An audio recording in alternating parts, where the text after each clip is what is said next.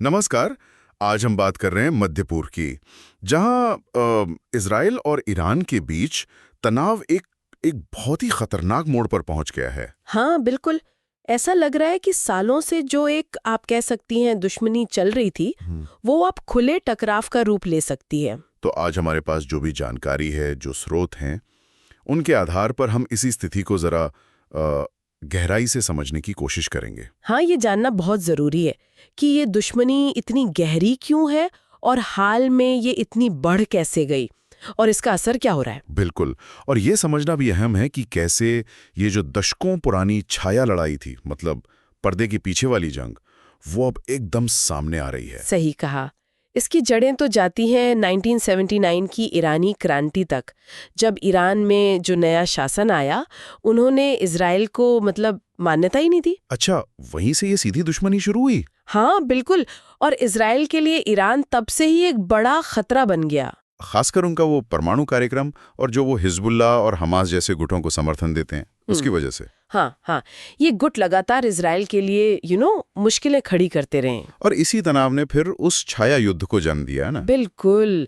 सालों तक हमने देखा साइबर हमले हुए, कभी किसी कमांडर या साइंटिस्ट की गुप्त हत्या हो गई। ड्रोन अटैक भी होते रहे। हाँ, ड्रोन अटैक।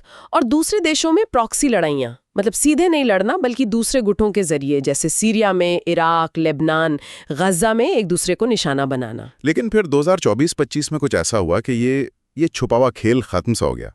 ऐसा लगता है अक्टूबर 2023 के हमास हमले के बाद चीजें तेजी से बदली। हाँ बिल्कुल।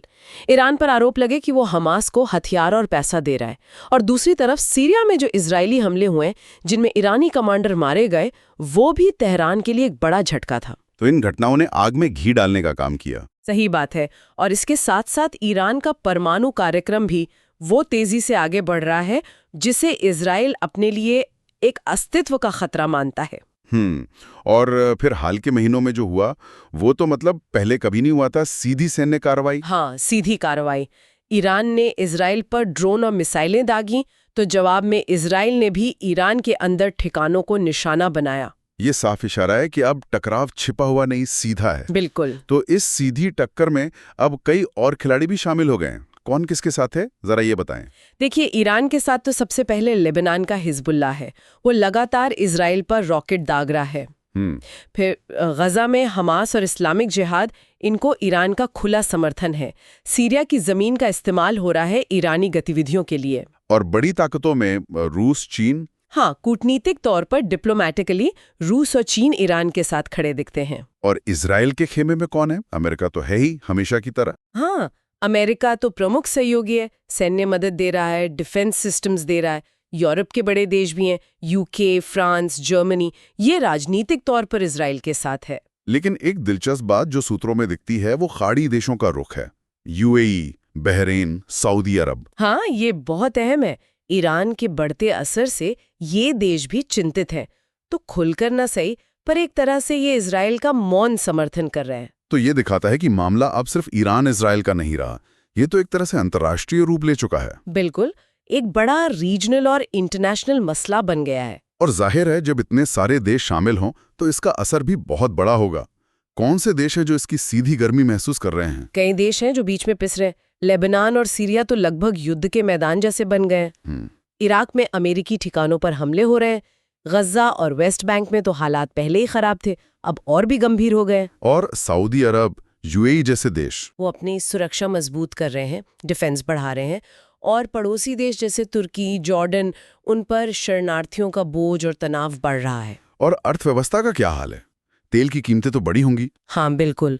हॉर्मो जल डमरू मध्य, जो तेल के लिए बहुत जरूरी रास्ता है, वहाँ खतरा बढ़ने से तेल की कीमतें बढ़ी हैं। और शेयर बाजार, दुनिया भर के शेयर बाजारों में अनिश्चितता है। मध्य पूर्व के ऊपर से हवाई जहाजों का आना जाना मुश्किल और महंगा हो गया है।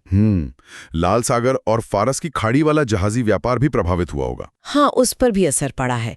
ये ग्लोबल इकोनॉमी के लिए अच्छी खबर नहीं है। और इन सब के बीच आम लोगों का क्या हो रहा है?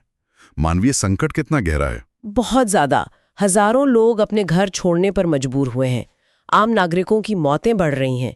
जो सहायता एजेंसियां हैं वो चेतावनी दे रही हैं कि अगर ये टकराव और बढ़ा तो पूरे क्षेत्र में एक बहुत बड़ी मानवीय आपदा आ सकती है। तो अब आगे क्या ये स्थिति एक बड़े युद्ध की तरफ जा रही है? क्या कूटनीति के लिए कोई जगह बची है? देखिए, कोशिशें तो हो रही हैं, पर्दे के पीछे बातचीत चल रही है, लेकिन दोनों तरफ भरोसा बिल्कुल खत्म हो चुका है और दांव बहुत ऊंचे हैं। अगर कूटनीति फेल होती है तो एक सीधा ईरान इजराइल युद्ध छिड़ सकता है, और डर ये है कि इसमें अमेरिका, दूसरे अरब देश, शायद नेटो भी खिंच सकता है, जिससे पूरा मध्य पूर्व अस्थिर हो जाएगा। हाँ, पूरा मध्य पूर्व अस्थिर हो सकता है। ये वाकई सिर्फ जमीन या संसाधनों की लड़ाई नहीं लगती, ये तो विचारधाराओं की, शक्ति की और शायद अस्तित्व की भी लड़ाई है। बिल्कुल, और इसके नतीजे दुनिया का नक्शा बदल सकते हैं। और यही शायद हमें सोचने पर मजबूर करता है, एक अंतिम विचार के तौर पर, कि अगर ये टकराव ऐसे ही जारी रहा तो लंबे समय में इस वैचारिक और शक्ति संघर्ष का इस क्षेत्र और पूरी दुनिया के लिए क्या मतलब होगा? हाँ, ये एक बड़ा सवाल है जिसके बारे में सोचने की जरूरत